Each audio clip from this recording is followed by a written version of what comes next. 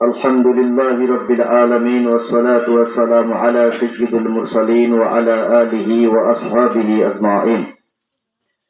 فأعوذ بالله من الشيطان الرجيم. بسم الله الرحمن الرحيم. اقرأ باسم ربك الذي خلق خلق الإنسان من علق. قال النبي صلى الله عليه وسلم: طلب العلم فريضة على كل مسلم. وقال النبي صلى الله عليه وسلم: خيركم من تعلم القرآن وعلمه.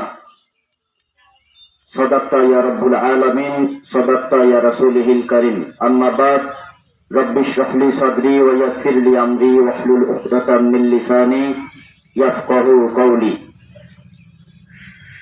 সম্মানিত হাজিরিন, সমস্ত প্রশংসা জ্ঞাপন করছি মহান রব্বুল আলামিনের দরবারে, যে রব্বুল আলামিন আমাদেরকে অসংখ্য নিয়ামতে ঢেকে রেখেছেন অনুগ্রহ দিয়ে। তেনার দিনী মজলিসে কবুল করে আমাদেরকে বসার তৌফিক এনায়েত করেছেন।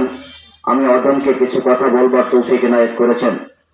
তার শেখানো বাক্যে কালিমাত শুকর আদায় করছি, আমরা অন্তর থেকে প্রকাশ করছি আলহামদুলিল্লাহ। আসতে পেরে খুশি না বাজার? উচ্চারণ হলো না তো? আলহামদুলিল্লাহ হলো না তো? আলহামদুলিল্লাহ তামলাউল মিজান। আলহামদুলিল্লাহ কি করে? মিজানের পাল্লা ভারী করে। আলহামদুলিল্লাহ বলতে সংকোচ আছে নাকি?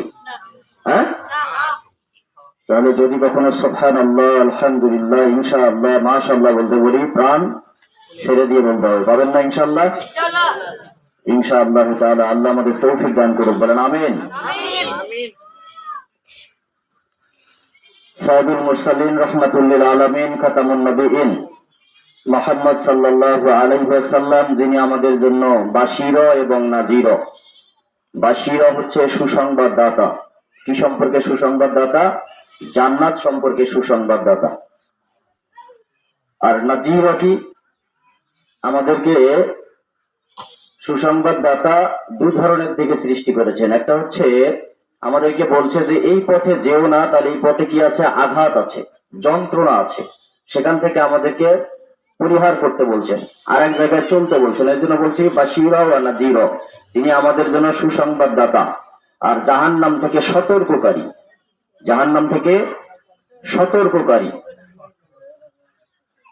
আমরা সেই রাসূলের দরবারে লাখো কোটি দরুদ এবং সালাত পেশ করছি। আমরা বলছি আল্লাহুম্মা সাল্লি আলা মুহাম্মদ।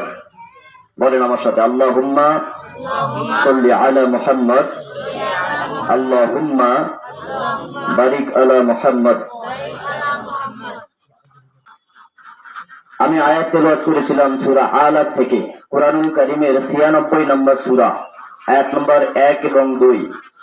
রাসূলের অসংখ্য হাদিস গ্রন্থ থেকে দুইখানা টুকরা হাদিস, ছোট্ট ছোট্ট হাদিস তেলাওয়াত করেছি, যা আপনাদের সামনে এই মুক্ত পড়ুয়া ছোট সোনামণিরাও আপনাদেরকে তেলাওয়াত করে শুনিয়েছেন।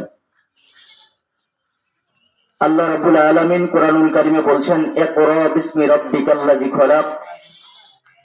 আমি মানুষকে সৃষ্টি করেছি কিসের জন্য? পড়ার জন্য, জ্ঞান অর্জন করার জন্য। কেন সৃষ্টি করেছে? জ্ঞান অর্জন করার জন্য। আল্লাহ বলছেন, পাঠ করো তোমার প্রতিপালকের নামে, যিনি তোমাকে সৃষ্টি করেছেন। যিনি তোমাকে, শুধু তোমাকে সৃষ্টি করেছেন না, যিনি সৃষ্টি করেছেন। এখন কি সৃষ্টি করেছেন? সমগ্র আসমান জমিনের মধ্যে যা আছে তা সবই তিনি সৃষ্টি করেছেন, তাই না? এর মধ্যে আবার এই কথাটা বলা হয়েছে রাসূল সাল্লাল্লাহু আলাইহি ওয়াসাল্লামকে, জিবরিল মাধ্যমে বলা হয়েছে। বিশাল হাদিস। আল্লাহ রাসূল সাল্লাল্লাহু আলাইহি ওয়াসাল্লামের কাছে জিবরিল আমিন এসেছেন, এসে বলেছেন যে তোমরা পড়ো, আপনি পড়ুন। উনি বলছেন আমি পড়তে জানি না। জিবরিল আমিন বুকে চাপ ধরেছেন। রাসূল সাল্লাল্লাহু আলাইহি ওয়াসাল্লাম অত্যন্ত কষ্ট পেয়েছেন, ছেড়ে দিয়েছেন। এভাবে ৩ বার করেছেন, এভাবে ৩ বার করেছেন।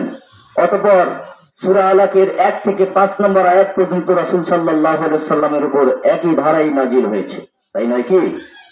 আচ্ছা, হাদিস যেটা বলেছি, খায়রুকুম মান তাআল্লামাল কুরআনা ওয়া আল্লামা।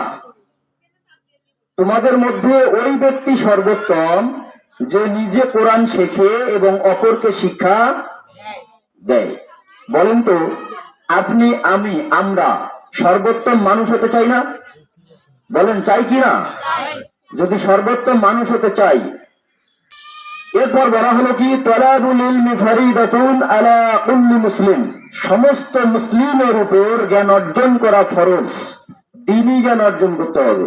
আপনার আমার এই দুনিয়াবির এই পঞ্চম শ্রেণী থেকে ষষ্ঠ, দশম, দশম থেকে ইন্টারমিডিয়েট, তারপর honours, masters, higher education, graduation, এগুলোর কথা বলা হয়নি, তবে এগুলো করতে নিষেধ করা হয়নি। মূল বিষয় হচ্ছে আপনাকে আগে আপনার দ্বীনি ইলম অর্জন করতে হবে। এখন দ্বীনি ইলম কোনটা? যা আল্লাহ রাব্বুল আলামিন তার রাসূলের কাছে ওহী মাধ্যমে জানিয়েছেন। বুঝতে পেরেছেন? যা আল্লাহ রাব্বুল আলামিন রাসূলের কাছে ওহী মাধ্যমে জানিয়েছেন, এটা হচ্ছে দ্বীনি জ্ঞান, এটা হচ্ছে দ্বীনি ইলম। তাহলে এই জ্ঞানটা অর্জন করতে হবে আমাদেরকে, এটা আমাদের উপর ফরজ। এটা আমাদের উপর কি?